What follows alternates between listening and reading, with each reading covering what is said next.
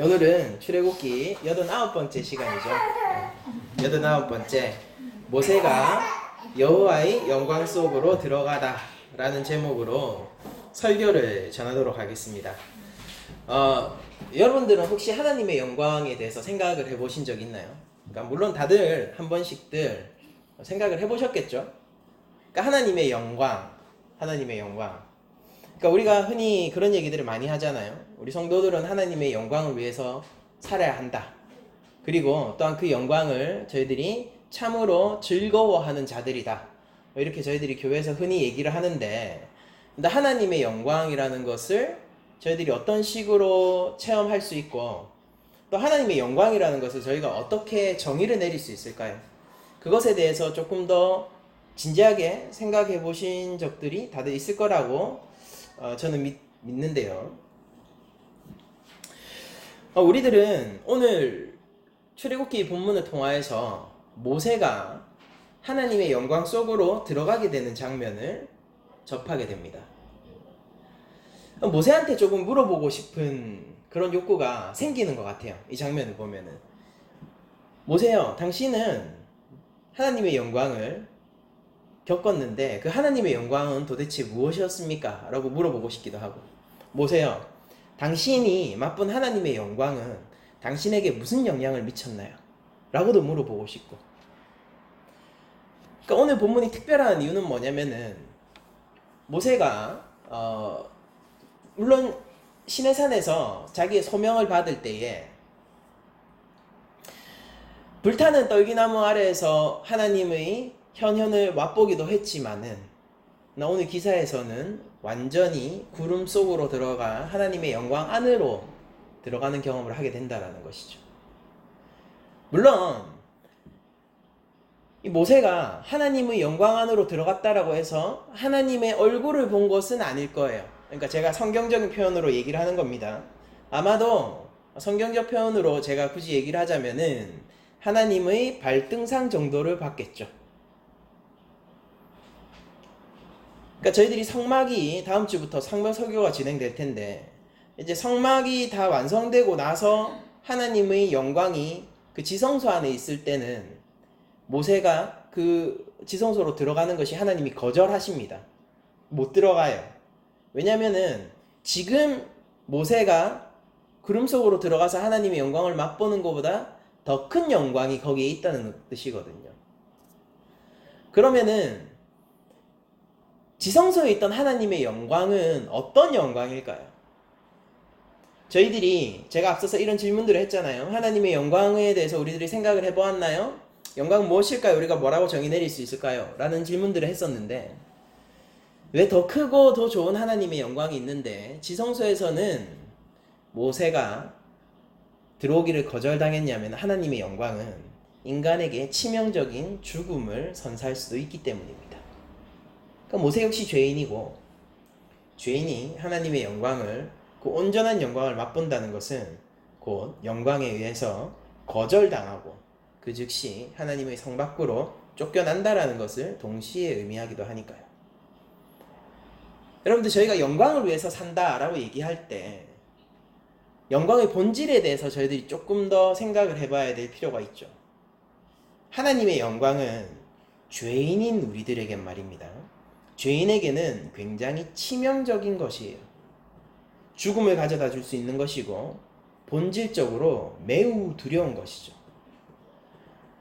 많은 사람들이 호러 영화 이런 것들을 무서워하죠. 무서워하고, 그리고 그 호러 영화 이런 것들에 나오는 괴물들 이런 것들을 저희들이 막 무서워하기도 하고 그러잖아요. 저 어릴 때 제 세대에 있던 사람들은 홍콩 할매 귀신이라는 그 귀신이 저희 초등학교 때 엄청 유행을 했었는데, 그 얘기를 듣고 저는 학교를 마치고 돌아오는 길 중에 사람이 아무도 없을 때, 그러니까 대낮이에요.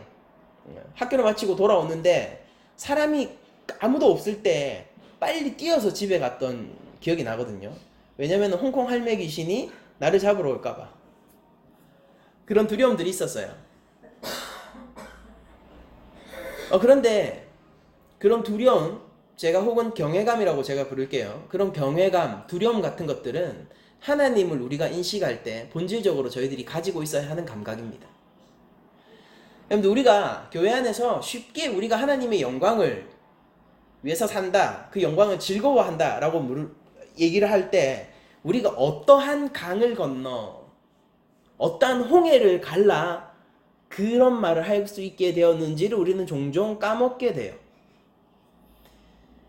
근데 제가 저번 주 설교 본문인 24장 11절을 제가 한번 읽어 드릴 텐데요. 하나님이 이스라엘 자손들의 존귀한 자들에게는 손을 대지 아니하셨고 라고 나오고 있죠. 그러니까 마치 모세와 아론과 나답과 아비후와 이스라엘의 70명이 되는 장로들이 하나님 앞에 서서 그 영광을 즐거워하고 하나님과 함께 식사를 하는 그런 교제의 시간을 누린 것을 저희들이 굉장히 당연하게 보는데요. 그렇게 그들이 하나님 앞에 설 수 있었던 유일한 근거 하나를 본문은 뭐라고 얘기하느냐면 하나님이 그들에게 손을 대지 아니하셨기 때문에 라고 얘기를 하고 있어요. 그러니까 이 한마디가 담고 있는 하나님의 영광의 두려움, 죄인들 입장에서 말입니다. 하나님 영광은 거룩한 것이죠. 그래서 죄인들에게는 두려운 것이에요. 여러분들, 저번 본문에서 이스라엘 70인 장로를 비롯한 이스라엘 전체의 대표죠. 그 리더들은 하나님의 발등상 아래 하늘이 어떻게 청옥같이 깔리고 맑게 청옥같이 깔린 그런 하나님의 영광을 바라봤습니다. 근데 오늘 본문에 넘어오면요, 모세는 한층 더 나아가서 하나님이 부르세요. 구름이 혹은 불 같은 것이 하나님이 현현의 상징으로 보통 구약에 나타나곤 하죠. 그 구름 속으로 하나님이 부르십니다. 그래서 6일 동안 대기를 하다가 7일 안식일을 상징하는 것이겠죠. 그때에 모세는 하나님을 만나러 구름 안으로 들어가서 40일, 40야를 그 안에서 거했다라고 나옵니다. 먼저 제가 여러분들한테 던지고 싶은 것은 이거예요. 영광이라는 것이 말입니다. 하나님의 영광이라는 것이 하나님의 거룩과 본질적으로 뗄 수 없는 것이며, 또한 그 영광이라는 것은 하나님의, 그러니까 죄인들에게 굉장히 치명적인 죽음을 선사하는 것이라면 모세는 어떻게 그 구름 속으로 들어갈 수 있었던 것일까요? 여러분들 잘 보세요. 성경의 기록이 굉장히 재밌는 것은 무엇이냐면은 17절에 산 위의 여호와의 영광이 이스라엘 자손의 눈에는 맹렬한 불같이 보였다라고 기록되어 있어요. 근데 지금 모세가 구름 속으로 하나님의 영광의 현현입니다. 구름 속으로 분명히 들어갔는데 그 아래에서, 산 아래에서 그 하나님의 영광을 보던 이스라엘 자손에게는 그것이 불 같았다고요. 이게 어떤 의미일까요?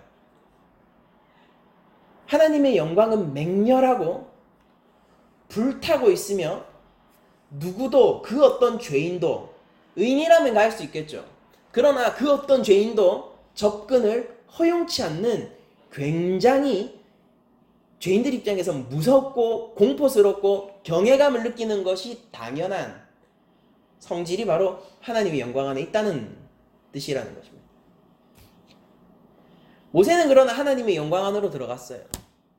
뭐 때문에 들어갔냐면은 거기에서 돌판, 여기 십계명이 기록되어 있겠죠. 물론 율법과 계명을 친히 기록한 돌판이라고 얘기를 해서 이것이 과연 단순히 십계명만 적혔느냐 뭐 이런 식으로 논란이 있긴 하지만은, 두 번째 돌판을 받을 때 분명히 십계명이 거기 있다는 것을 저희들이 명시적으로 성경에 기록하고 있기 때문에 돌판을 받으러, 십계명이 적힌 돌판을 받으러 그리고 그 백성들에게 그것을 전달하고 또한 그 말씀을 지키도록 순종할 수 있도록 인도하고 가르치기 위하여서 1차적으로 올라가는 것입니다.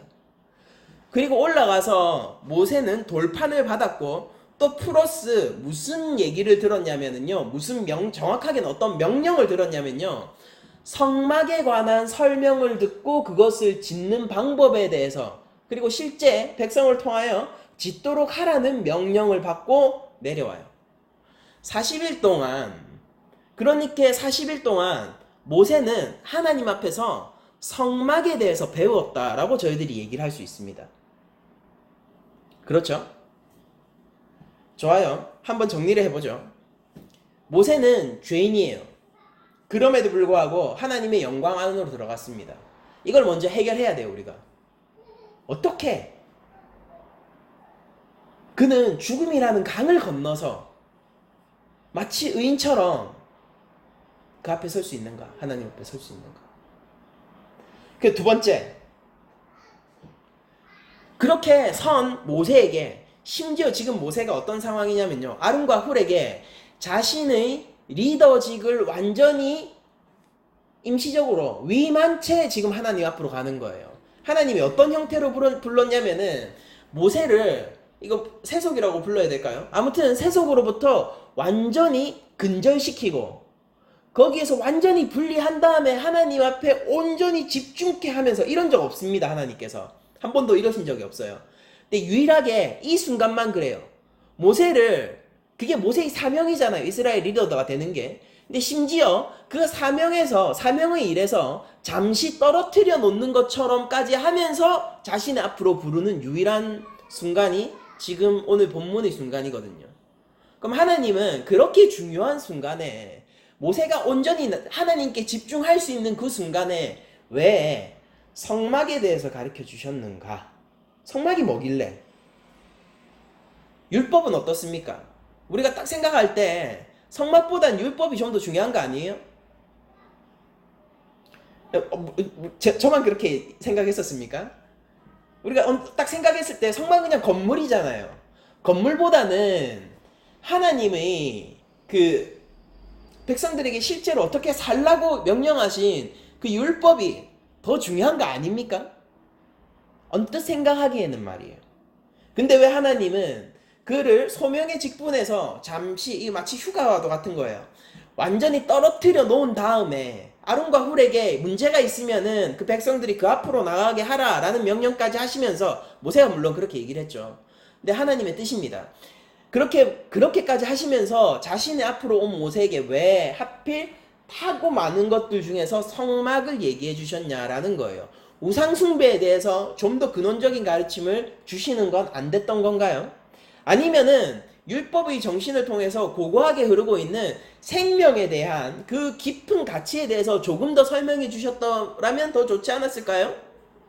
왜 근데 성막이냔 말이에요. 오늘날은 존재하지도 않는 그 성막 말입니다. 우리는 성막이 필요 없잖아요. 근데 왜 성막이었냐는 말입니다. 어쨌든 간 하나님은 모세를 완전히 자신에게 집중하게 한 후에 모세 그리고 이스라엘 민족 전체에게 가장 필요한 것을 주신 것만은 사실입니다.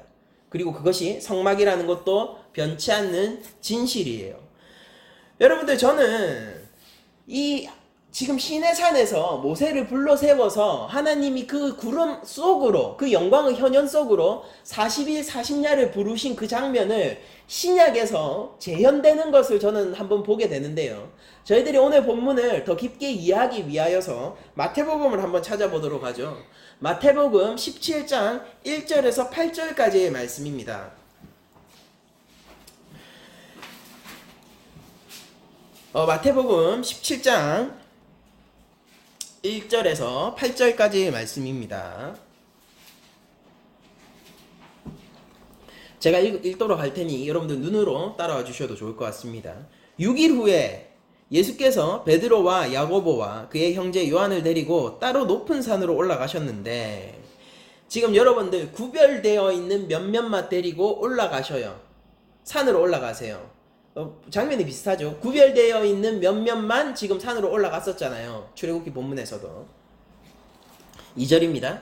예수께서 그들 앞에서 모습이 변하셔서 그분의 얼굴이 해와 같이 빛나고 그분의 옷이 빛과 같이 희게 되었다. 그런데 마침 그들에게 모세와 엘리야가 나타나서 예수님과 함께 이야기하였다. 그때 베드로가 예수께 대답하여 말하기를, 주님, 저희가 여기 있는 것이 좋습니다. 만일 주께서 원하시면 제가 여기 초막을 셋 짓겠습니다. 하나는 주를 위하여, 하나는 모세를 위하여, 하나는 엘리야를 위하여 하겠습니다 라고 말을 하는 장면이 있죠. 그러면서 마태복음에 이렇게 이어지고 있어요. 그가 아직 말하고 있을 때에 빛나는 구름이 그들을 뒤덮었으며 마침 구름으로부터 음성이 들려왔다. 이는 내 사랑하는 아들이다. 내가 이 아들을 기뻐하니 너희는 이 아들의 말을 들어라. 제자들이 듣고서 그들의 얼굴을 땅에 대고 엎드리며 몹시 두려워하는데, 그러니까 지금 경외감 속에서 그들이 무슨 말을 하고 있는지도 몰라요. 그러면서 두려워서 엎드려졌습니다. 어디 안에서? 구름 안에서요. 구름이 지금 뒤덮었어요, 산을. 이 굉장히 오늘의 장면과 흡사하죠. 예수께서 다가가 그들을 만지며 말씀하시기를 일어나라, 두려워하지 마라 하셨고, 그들이 눈을 들었을 때에는 예수님 밖에는 아무도 보이지 않았다 라고 되어 있습니다. 병행 본문인 누가복음을 한 번 더 읽어보도록 하죠. 누가복음 9장 28절입니다. 저는 바른 성경역으로 읽고 있는데 여러분들은 그냥 개역개정역으로 그냥 눈으로 따라와 주시면 감사할 것 같아요. 이 말씀들을 하신 후, 누가복음 9장 28절입니다. 이 말씀들을 하신 후 8일쯤 지나서 예수께서 베드로와 요한과 야고보를 데리고 기도하러 산으로 올라가셨다. 변화산 사건이죠. 예수께서 기도하실 때에 그분이 얼굴 모양이 변하고 그분의 옷이 휘어져 눈부시게 빛났다. 그런데 마침 두 사람이 예수님과 함께 말하고 있었으니 그들은 모세와 엘리야였다. 모세도 지금 등장하고 있네요. 그들은 영광 중에 나타나서 예수님의 죽으심, 곧 그분께서 예루살렘에서 성취하시려는 일에 대하여 말하고 있었다라고 기록하고 있어요. 다시 한번 읽습니다. 그들은 영광 중에 나타나서, 영광이란 단어가 나옵니까? 영광 중에 나타나서 예수님의 죽으심, 곧 그분께서 예루살렘에서 성취하시려는 일에 대하여 말하고 있었다. 십자가 사건이죠. 계속 읽겠습니다. 베드로와 그와 함께 있던 자들은 잠을 이기지 못하여 졸다가 깨어나서 예수님의 영광과, 예수님을 지금 뭐라고 부르는 거예요? 예수님의 영광이라고 불러요. 오늘 본문은 여호와의 영광이었죠. 근데 여기서 본문에서는 예수님의 영광이라고 불러요. 예수님의 영광과 그분과 함께 서 있던 두 사람을 보았다. 그들이 예수님을 떠나려 할 때에 베드로가 예수님께 말하기를, 선생님, 저희가 여기 있는 것이 좋습니다. 저희가 초막 셋을 짓되 하나는 선생님을 위하여, 하나는 모세를 위하여, 하나는 엘리야를 위하여 짓겠습니다 하였으나 그는 자기가 무슨 말을 하는지도 알지 못하였다라고 누가복음에 기록하고 있어요. 그가 이 말을 할 때에 구름이 일어나서 그들을 뒤덮었고 그들은 자신들이 구름 속으로 들어가자 두려움에 사로잡혔다라고 되어 있습니다. 구름으로부터 소리가 들려왔다. 이는 택감받은 내 아들이다. 너희는 그의 말을 들어라. 그 소리가 났을 때에는 예수님만 보였다. 그들은 자기들이 본 것을 그때 잠잠하여 아무것도 어느 누구에게도 말하지 않았다라고 되어 있습니다. 이것이 바로 예수님의 공생의 기간 중에 일어났었던 변화사 사건이라고 얘기하고 있는 본문이죠. 물론 마가복음에도 동일한 병행 본문이 있지만은 마가복음 9장의 병행 본문은 읽지 않도록 하겠습니다. 여러분들 오늘 이 마태복음과 그리고 누가복음의 본문을 통하여서 그 구름이 덮이고 그때 무슨 일이 일어났냐면요, 예수님이 하나님의 영광으로서 잠깐 구약이 얘기하듯 하나님의 발등상을 보았다라고 얘기하는 것 정도로 아주 잠깐 제자들이 죽지 않을 정도로 드러난 모습을 변화산 사건에서 볼 수 있어요. 그리고 그 영광 앞에서 제자들이 어떻게 반응하느냐면요, 두려워서 자기가 무슨 말을 하는지도 알지 못한 채 이런 얘기를 합니다. 우리가 여기가 좋사오니라고 얘기를 하고 있어요. 두려워하고 있어요. 근데 그들의 말은 무엇입니까? 우리가 여기가 좋사오니라고 얘기를 하고 있다고요. 얼마만큼 좋냐면은 내가 여기에서 주님을 위하여 그리고 모세를 위하여 엘리야를 위하여 초막을 각기 셋을 짓고 우리가 여기에서 마치 영원히, 이게 초막이 거주하는 장소잖아요. 여기가 마치 이게, 그리고 이게 성막을 떠올리게 하는 그림이기도 동시에 하거든요. 초막이라는 단어 같은 것들이. 그러니까 여기서 내가 영구히 거주하기를 원합니다라는 식의, 자기가 생각해도 말도 안 되고 그는 두려워하고 있지만은 그 입술로는 여기가 영구히 내가 영광 중에 거할 처소가 되어야 할 것처럼 얘기를 하고 있다고요. 여러분들 모세가 저는 이 장면을 통하여서요. 모세가 구름 앞으로 들어가 구름 속으로 들어가 하나님의 영광 앞에 섰을 때 그의 심리 상태가 어땠을지를 조금 유추해 보기도 해요. 한 주일 내내 이 말씀들을 묵상하면서 모세의 입장에서 과연 그 영광을 만났을 때 모세는 과연 어떻게 반응했을까에 대해서 많이 생각을 해봤거든요. 물론 성경은 얘기하고 있지 않고 어디까지나 저희 생각이고 유추일 수밖에 없겠지만은 저는 모세가 하나님의 구름 속으로 들어가 구름이 뒤덮인 그곳에서 하나님의 영광이 그 앞에서 드러났을 때 그가 얼마나 두려워했을지를 상상해봐요. 그 앞에 섰을 때 어떤 경외감을 가지고 그 하나님의 영광 앞에서 압도당하고 있었을지를 상상해 봅니다. 여러분들 한 가지 생각을 해보죠. 여러분들 앞에 산속을 걷다가 사자 혹은 호랑이가 여러분들 앞에 나타났다고 생각을 해봅시다. 곰은 어떨까요? 여러분들을 바라보고 있어요. 거대한 곰 한 마리가 여러분들을 바라보고 있다고요. 여러분들은 도망칠 수 없어요. 그 어떤 도움도 거긴 없습니다. 총을 든 사람도 없고 전화를 해도 늦어요. 어떤 도움도 없단 말이에요. 단지 거기에는 여러분 자신 한 명과 곰 한 마리만이 있을 뿐이에요. 그 곰이 자신을 바라보는 정적의 시간 동안, 그 조용한 그 잠깐의 시간 동안 여러분들은 무슨 감정을 느끼게 되겠습니까? 공포가 아닐까요? 곰에게 압도되어서 움직이지 못하는 그런 마치 마비 증세와도 같이 그런 경험을 하게 되지 않을까요? 모세가 하나님을 배웠어요. 그런데 살아 돌아왔습니다. 곰이 여러분들을 바라보고 있는데 아주 잠시간 바라보다가 등을 돌려서 다시 자기 가던 길로 가게 돼요. 여러분들은 무슨 감정을 느낄까요? 여러분들 하나님의 영광은 말입니다. 곰과는 비교할 수도 없어요. 그분은 하나님이세요. 여러분들이 하나님의 영광을 위해서 산다라고 얘기를 할 때 우리가 어떤 강을 건너서 무슨 바다를 건너서 그 얘기를 하게 되었는지를 우리가 정확하게 인식해야 돼요. 영광을 위해서 산다고요? 영광은 우리를 죽이는 것이지 않습니까? 어떻게 살게 되었나요? 어떻게 하물며 그 영광을 위해서 살 수 있다라고 살겠다라고 우리가 고백할 수 있게 되었나요? 어떻게 그런 과분한 처사가 과분한 상급이 우리에게 내려졌나요?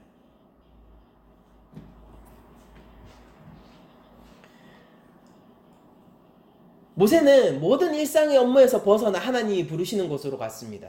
거기에서 느꼈던 첫 번째 감정은 죽을지도 모른다라는 것이었겠죠. 아니, 그런 생각도 하기 전에 그는 이미 하나님의 영광 앞에서 압도되어 머리를 땅에 조아리고 하나님의 긍휼만을 바라고 있었을지도 모르겠어요. 그러면서도 아마 모세는 이렇게 얘기했을 것만 같아요. 하나님, 내가 여기가 좋사오니 라고 얘기했을 것만 같단 말이에요. 저는 누가복음에서 누가가 변화산 사건에 대해서 이렇게 얘기하는 부분에 주목합니다. 어떤 것이냐면은 모세와 엘리야가 그 영광, 예수의 영광 가운데서요. 하나님의 영광을 제가 얘기하는 거예요. 우리의 창조주 되시는 하나님의 영광 말이에요. 애굽에서 이스라엘을 끌어오신 그 만군의 여호와로서의 예수님 말이에요. 그 하나님의 영광이, 예수 그리스도의 영광이 그 변화산에 가득 메우고 있을 그때에 모세와 엘리야가 말한 것에 주목합니다. 그것이 무엇이냐면은 그들이 영광 중에 나타나서 예수님의 죽으심에 대해서 얘기하고 있다고요. 여기서 저는 또 한 번 기묘한 뭐라고 할까 아이러니한 그런 감각을 저는 또 한 번 받게 돼요. 예수님이 그 제자들을 압도하고 그들 입에서 두려워서 헛소리가 나오게 할 만큼 그런 거대한 영광을 그 앞에서 그것조차도 여러분들 뭐라고 할까요? 그 하나님의 진짜 영광의 발톱만큼도 안 되는 것이에요. 그 영광을 잠깐 보여줬음에도 불구하고 그 변화산 전체를 압도하고 계시다고요. 그런데 거기에서 얘기되어지는 예수 그리스도의 영광이 뭐냐면은 죽으심의 영광이라는 것입니다. 여기서 저는 굉장히 기묘한 감각을 느껴요. 변화산을 지금 주도하고 계신 분이 누구십니까? 예수님이세요. 하나님으로서의 예수님이세요. 제2성자 예수 그리스도라고요. 근데 그분을 그 백성들이 모세와 엘리야 선지자입니다. 그 선지자들이 뭐라고 지금 표현하고 그분의 영광을 예견하고 있냐면은 죽으심의 영광을 예견하고 있다는 거예요. 여러분들 여기서 저는 모세가 왜 하나님을 뵙고도 살아남을 수 있었는지에 대한 답을 얻어요. 모세는 그리스도의 십자가를 힘입어서 하나님 앞에 나아갈 수 있었습니다. 그래서 그는 거기에서 죽지 않았어요. 심지어 거기에서 그는 성막에 대해서 배워요.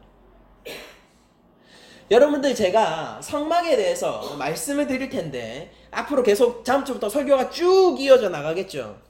여러분들한테는 모형과 교보제가 주어질 것이고 그런 것들이 단순한 건물이 아니라 하나님께서 이스라엘을 구원하고 이스라엘과 함께 하시기 위하여서 주신 것이라는 것을 여러분들 앞으로 다음 주부터 계속 배우게 될 거예요. 매우 중요합니다. 여러분들 그런데 제가 성막에 대해서 저한테 딱 한마디로 설명하라면요. 예수님의 죽으심을 그 백성들에게 가르치는 교보제가 성막이었던 것입니다. 모세와 지금 변화산 아래에서 예수님의 영광을 맛보고 있는 베드로, 요한, 야고보는 동일한 경험을 하고 동일한 것을 지금 배우고 있는 거예요. 오늘 시내산 사건에서 일어났던 그 사건이 변화산에서 동시에 지금 시간차를 두고 재현되고 있는 것이고 사실은 이게 더 영광스럽고 진짜에 가까운 사건입니다. 그리고 그 모든 영광은 무엇을 가리키고 있냐면요. 예수 그리스도의 십자가를 가리키고 있어요. 근데 성막이 왜 중요한지 아십니까? 그들이 아무리 율법을 따라서 살아도 그들의 죄가 해결되지 않기 때문이에요. 성막에 무엇이 있죠? 제사가 있는 거예요. 성막에 무엇이 있습니까? 그 지성소에 뭐가 있냐고요? 하나님의 영광이 있다고요. 그들이 무슨 삶을 살아가든지 간에 그들이 어떤 고귀한 삶을 선택하든지 간에요. 하나님은 그들과 함께 할 수 없어요. 왠지 아냐고요? 하나님은 불과 같은 영광이시기 때문입니다. 어떻게 함께 합니까? 그가 슈바이처급 되더라도 하나님은 그와 함께 하실 수 없어요. 하나님은 불과 같은 영광이세요. 그분의 거룩을 우리가 무시하면 안 됩니다. 간디요? 하나님을 뵙는 순간 그는 무릎을 꿇고 머리를 땅에 조아리고 주여 나를 살려주소서라고 빌게 될 거예요. 그것이 하나님의 영광입니다. 여러분들 무엇이든지 상상해도 좋아요. 그 어떤 인물의 그 어떤 고귀한 삶을 상상해도 좋습니다. 그러나 그가 하나님의 존전 앞에 섰을 때, 그 영광 앞에 섰을 때, 우리가 그 영광을 위해서 산다라고 얘기하는 그 하나님의 영광 앞에 섰을 때 그는 무릎을 땅에 꿇고 머리를 조아리고 주여 긍휼을 베푸소서라고 얘기를 할 수밖에 없을 거라고요.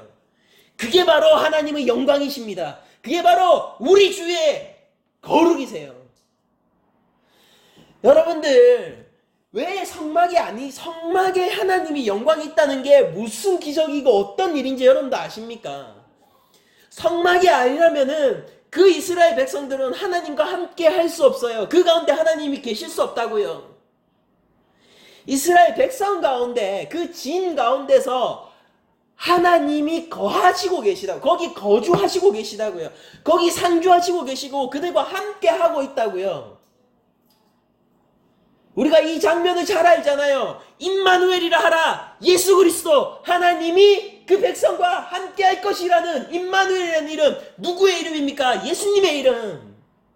하나님이 그 백성과 함께 하신다고요. 무엇을 통하여서? 비하를 통하여서. 그분은 종의 형상을 입고 인간의 육신을 입고 이 땅 가운데 오셨어요. 그 영광을요 버리고요. 여긴 전부 죄인 천지니까 영광 그대로 오시면 다 죽잖아요. 영광을 버리고요. 이 땅 가운데 오세요. 그분은 영광의 하나님이신데 말입니다. 말 잘못한 거 아니에요. 영광의 창조주신데 말입니다. 그 모든 백성의 왕이신데 말입니다. 영광을 버리고 이 땅 가운데 오세요. 성막입니다. 여러분들, 그들이 아무리 어떤 거룩한 삶을 살더라도요, 이스라엘 백성들은 하나님 앞에 나아갈 수 없어요. 제사가 아니면 말입니다. 속죄제가 아니면 말이에요. 번제가 아니면 말입니다. 그들은 하나님 앞으로 나아갈 수 없다고요. 예수님이 이 땅 가운데 오셨습니다. 모든 영광을 버리고 오셨어요. 그리고 우리의 영단번의 영원 가운데서의 십자가 제사를 통하여서 우리 자녀들의 마음을 하나님께로 돌리고 우리 아버지의 마음을 자녀에게로 돌렸습니다. 그는 진정 말라기가 예언한 엘리야이며 동시에 성막 그 자체세요. 예수님의 육신이 십자가 위에서 죽었을 때 성막 안에 지성소를 가르는 그 휘장이 위에서부터 아래로 찢겼어요. 그리스도의 몸이 찢길 때 휘장이 찢겼단 말입니다. 그는 참으로 성막이며 그는 참으로 성전이신 거예요. 이 성전은 허물라 내가 사흘 안에 다시 지으리라고 얘기하실 때 그 육신을 가리켜서 하는 말씀인데 누구도 알지 못했죠. 저가 참담한 말을 하는도다. 저가 참담한 말을 하는도다. 그러나 예수님은요, 자신의 십자가 사역을 놓고 내가 죽고 사흘 만에 다시 부활할 것을 가리켜서 자신이 참 성전임을 말씀하신 거란 말입니다. 그럼 그 성전의 정신이 무엇입니까? 그 프로토타입이 뭐예요? 성막이잖아요. 여러분들 상상을 해봅시다. 하나님이 성막을 가리키면서 종교적인 건축물을 알려줬겠습니까? 모세한테 말이에요. 그 영광 가운데 그의 소명에서 모든 것을 떨어뜨려 놨어요. 심지어 이런 적 한 번도 없으시잖아요. 하나님이 싫다는 애 붙들어가지고 최전선에 항상 보내시던 게 하나님 아닙니까? 이게 네 소명이야. 내가 너를 세웠어라 하면서 항상. 그래서 백성들이 얼마나 모세를 미워했어요. 심지어 출애굽하고 난 이후에도 말이에요. 근데도 그 백성 앞을 걷게 하신 게 하나님이시잖아요.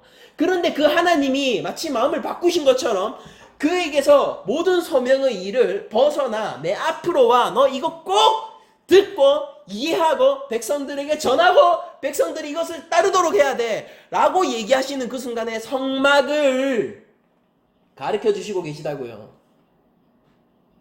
물론 그 40일의 기간 동안 밑에서 황금 송아지가 만들어지고 있습니다. 성막이 끝나고 우리가 보게 될 텐데.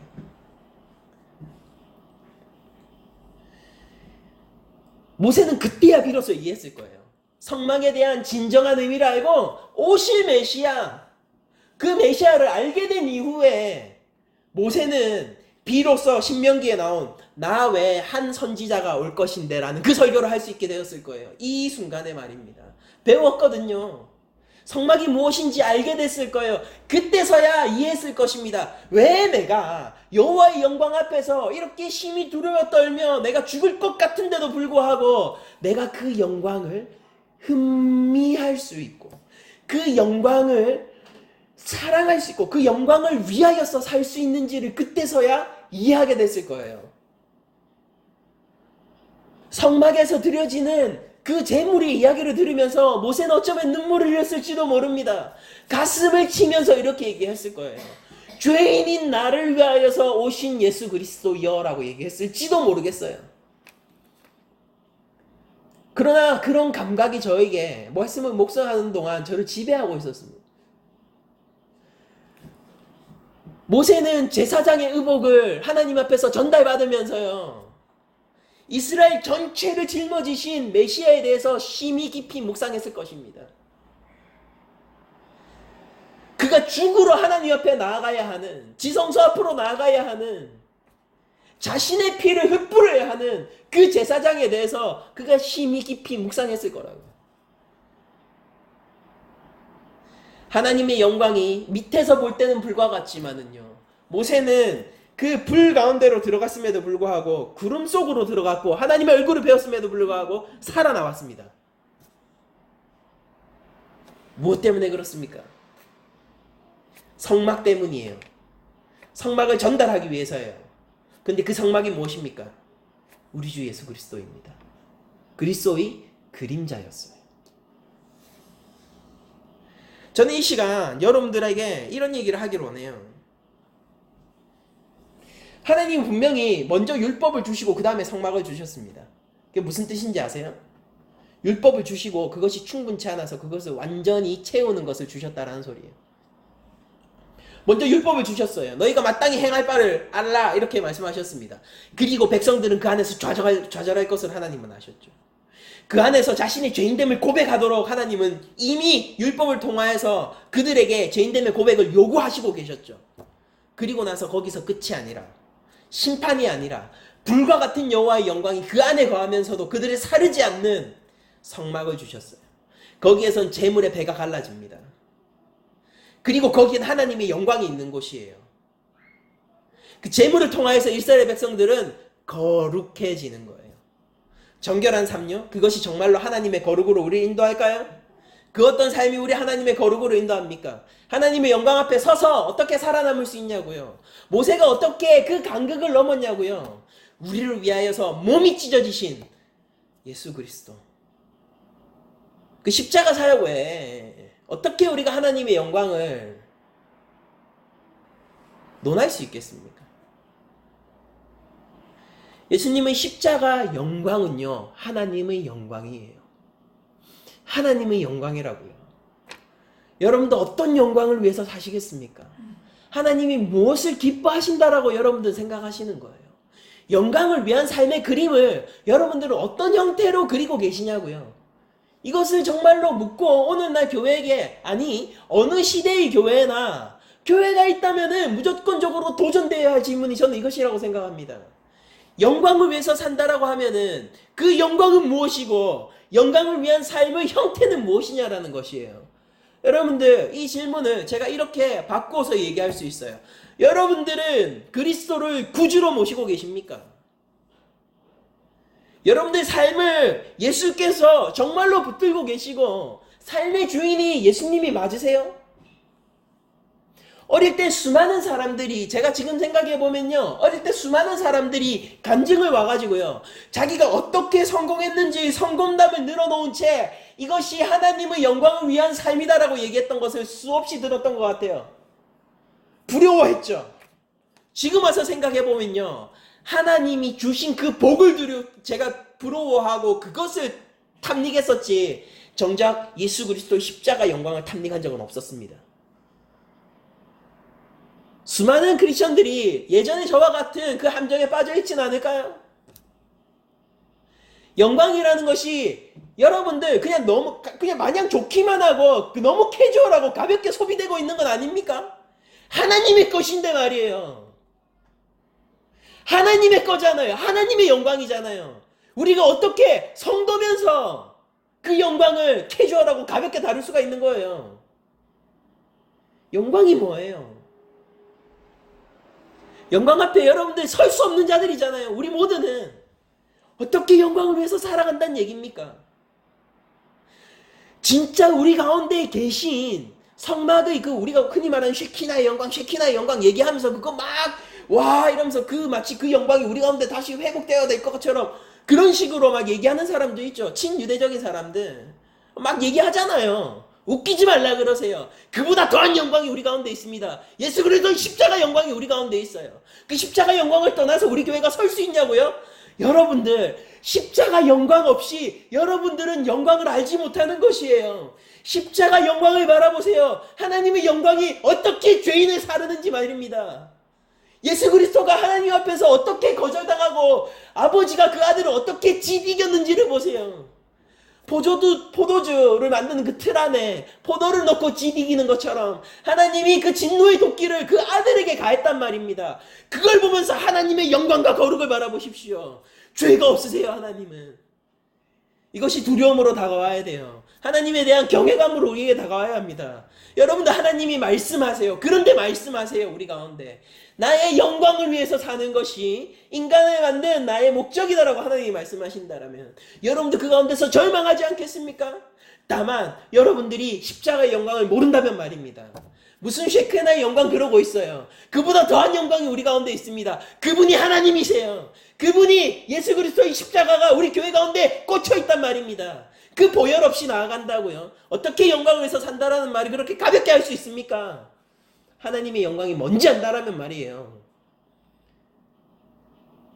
다시 이 본문은 우리를 십자가의 영광 앞으로 우리를 다시 끌어당기는 겁니다.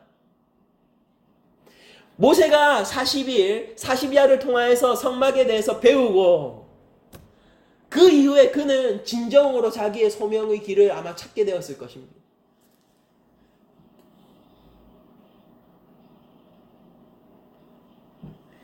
여러분들이 하나님께 온전히 집중할 때 내가 때로는 나에게 주신 소명으로부터 하나님이 억지로 나를 분리시키고 뭐 그게 외로울 수 있겠죠. 힘들 수도 있겠죠. 그러나 어쨌든 하나님이 자신에게 온전히 집중하게 할 때 그런 경험을 여러분들이 하신다면 여러분들 제가 100% 장담하는데 여러분 그때 예수 그리스도를 배우시게 될 거예요. 그것이 참 복임을 여러분들이 지나고 나서 40일 40야가 지나고 나서 알게 되실 겁니다. 우리들이 어디를 향하여서 가야 합니까? 하나님의 영광을 위해서 산다는 게 뭡니까? 하나님의 영광이 무엇입니까? 예수 그리스도의 십자가가 하나님의 영광이에요. 그리스도를 위하여 내가 죽고 사는 것이 하나님의 영광을 위해서 사는 것입니다. 그 누구도 세상 사람들 그 누구도 하나님의 영광을 위해서 살지 못해요. 심지어 그들이 생각하는 그 영광은 그게 하나님의 영광도 아니에요. 높으시겠지, 크시겠지, 와 좋겠지. 너무 순진무구하게 생각하지 마세요. 하나님을 경외하십시오. 높고 크신 하나님의 그 존재 자체로서의 거대한 그 거룩하신 영광 앞에서 여러분들 두려워 떠세요. 그 속에서 갈구하십시오. 심령이 가난한 자로 여러분들 서세요. 주여 나를 이 영광에 참여케 하게 하여 주시옵소서. 주여 나에게 긍휼을 베풀어 주시옵소서.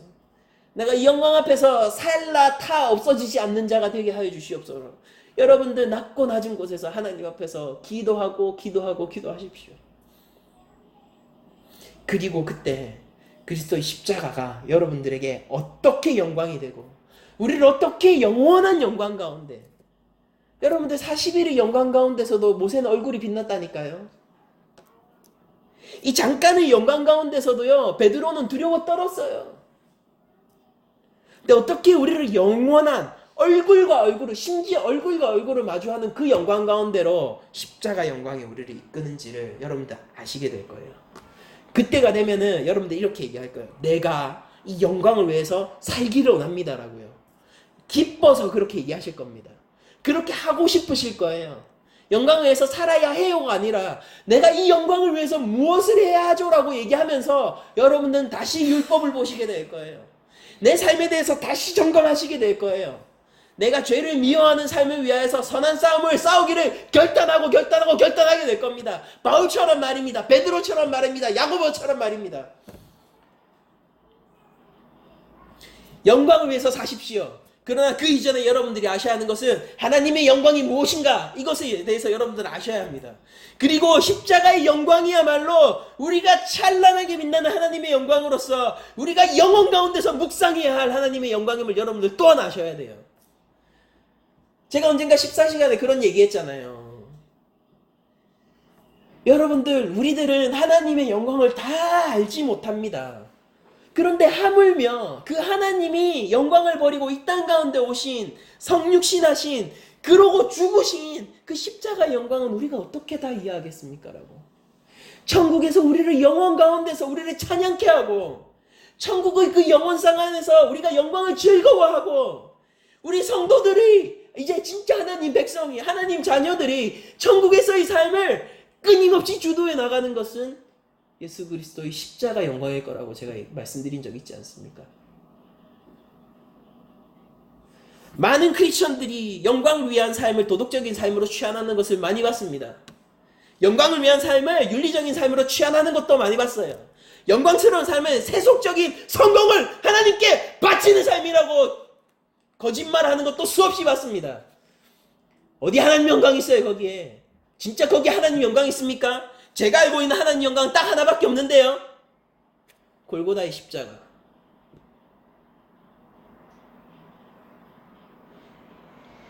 다른 곳에서 여러분들이 하나님의 영광을 발견하실 수 있다면 그것 좀 저한테 좀 가르쳐 주세요. 나도 좀 거기로 가보게. 좁은 길 좀 버리고 나도 좀 넓은 길 좀 가보게요. 그러나 여러분들이 십자가 외에 하나님의 영광을 발견할 수 없다면요, 마땅히 그 길을 걸어가십시오.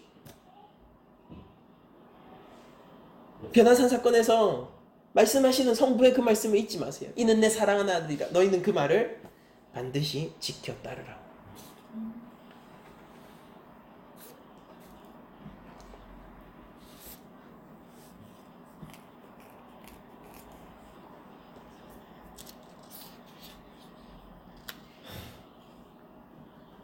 사도행전 1장 3절입니다. 그분께서 고난을 받으신 후에 그들에게 자신이 살아계심을 확실하고 많은 증거들로 보여주시고 40일 동안 그들에게 나타나서 하나님 나라에 관한 일들을 말씀하셨다라고 사도행전 1장 3절이 전하고 있습니다. 부활하신 예수 그리스도, 새 몸을 입으신 예수 그리스도, 이제 더 영광으로 가까이 가신 예수 그리스도는 40일 동안, 모세가 40일 동안 하나님께 성막을 배웠죠. 40일 동안 하나님 나라에 대해서 배웠어요. 그 제자들도 예수님 부활 후에.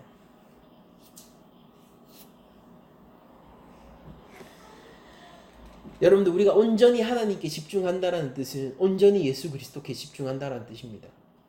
그것이 바로 하나님 나라를 배우는 길입니다. 많은 사람들이 자신의 일상 업무에서 좀 떠나서 휴식을 취하는 것을 중요시 생각하죠. 한국 사회가 무한 경쟁 사회다 보니까 그런 사람들도 있잖아요. 내가 잠시간의 쉬는 시간, 멍하게 있는 시간도 용납하지 않는 사람들도 분명히 있죠. 가수 박진현 씨 같은 경우에는 분 단위로 시간을 나누어서 막 이렇게 산다라는 게 TV에 나오더라고요. 거기에 비하면은 일반적인 생활 패턴을 가지고 있는 사람들은 다 게을러 보여요. 그러면서 막 일상에서 떨어져 있고, 그 다음에 내가 완전히 모든 걸 내려놓고 그냥 커피는 한 잔 마시면서 머리 멍하게 있는 시간, 이런 것들을 죄악시 여기는 시대가 어쩌면 우리 가운데 도래해 있는 것은 아닌가라는 생각도 해보는데, 성경이 게으르지 말라, 게으름을 금지하는 것은 그런 극단적인 삶의 형태를 너희들이 가라, 그게 아니라 성경 균형적인 삶의 형태를 지지하고 말하고 있죠. 근데 어쨌든 간에 무한 경쟁의 사회 속에서 내가 멈추고 있을 때 다른 사람들이 달려나가는 그것이 두려워서 쉬는 시간에도 내가 영어를 공부해야 되고, 내가 여가 시간에도 나에게 뭔가 교양과 덕을 쌓을 수 있는 뭔가 일을 해야 되고, 가만히 있는 시간을 한치도 허락하지 않는, 그래서 내가 혹시라도 해이해지게 되면 내 마음의 죄책감이 나의 감독관이 되어서 나에게 채찍을 휘두르는 그런 삶을 오늘날 현대인들이, 특히 젊은 세대들이 살고 있는지도 모르겠습니다. 그러나 여러분들, 저는 이렇게 여러분들에게 한번 추천해 드리고 싶어요. 근데 모든 일상에서 떠나서 여러분들만의 시간을 한번 가져보십시오. 하루 중 잠깐이라도 좋고, 아니면 일주일에 하루 정도라도 좋고, 한 달에 하루 정도라도 좋아요. 모르겠어요. 삶의 형태에 따라서 낼 수 있는 시간들이 다 다르시겠죠. 여러분들, 그냥 모든 것에서 지금 모세처럼 말입니다. 아론과 훌에게 모든 걸 던지고 마치 내가 그것과 상관없는다는 듯이 한번 조금 멀리 떨어져서 나 자신을 모든 내 일로부터, 번잡한 마음으로부터 떨어뜨려 놓고 좀 나 혼자 있는 시간을 한번 가져보십시오. 그리고 그때 온전히 하나님 앞에 한번 집중해 보세요. 그리고 그때 여러분들 예수 그리스도의 십자가에 대해서 더욱더 깊이 묵상해 보세요. 그때가, 여러분들 십자가가 내 안에서 더욱더 확립될수록 그 시내산에 내려왔을 때 백성들을 이길 힘이 더 생기게 되는 겁니다. 그들에게 진짜 줄 수 있는 것을 줄 수 있게 된다고. 여러분들이 지금 계시는 그 자리가 여러분들 소명의 자리잖아요. 하나님이 부르신 자리잖아요. 누군가의 엄마일 수도 있고, 누군가의 남편일 수도 있고, 직장에서 내가 어떤 포지션을 맡을 수도 있고, 모르겠어요. 그게 어디든 간에 또 우린 모두 누군가의 자녀죠. 근데 그게 다 소명의 자리지 않습니까? 근데 그 자리를 제대로 이행하기 위해서는 여러분들에게 다른 기술적인 것보다, 그 무엇보다도 성도로서 그 자리를 지키기를 원하신다면요, 여러분들 그 모든 것에서 떠나서 예수 그리스도를 묵상하는 그런 버릇들을 계속해서 키워나가시길 바랍니다. 개인적인 권면입니다.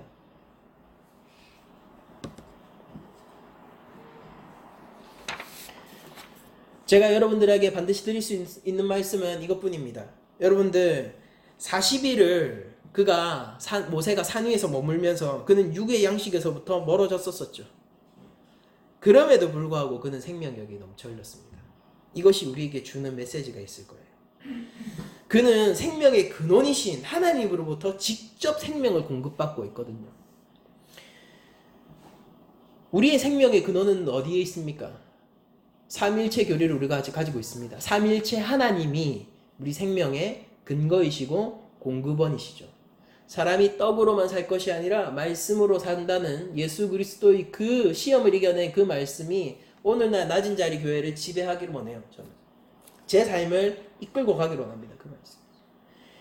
예수님은 참으로 우리 생명의 공급처입니다. 여러분들이 십자가로부터 멀어져서 무언가를 할 수 있을 거라고 기대한다라면은 여러분들 그 기대에 접어두세요. 여러분들은 아무것도 할 수 없을 것입니다. 그리고 또는 내가 그 십자가 사역을 위해서 뭔가를 보탬이 될 수 있을 거라는 교만한 생각을 하시더라도 여러분들 그 생각에서 멀어지시고, 그 길은 예수님 외에는 아무도 걸을 수 없는 길입니다.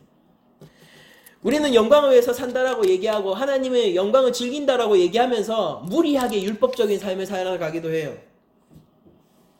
하나님 이 영광을 위해서 내가 이렇게까지 했습니다라고 얘기할 때 하나님은 이렇게 얘기하세요. 내가 너를 위해서 할 것을 다 했다라고 얘기하실 겁니다. 내가 너를 위해서 내 독생자를 이 땅에 보냈다라고 성부는 얘기하실 거예요. 내가 네 죄를 위하여서 내가 그를 십자가 위에서 이겼다라고 성부는 얘기하실 거라고요. 하나님 내가 하나님의 영광을 위하여 이런 것도 하고 저런 것도 했는데,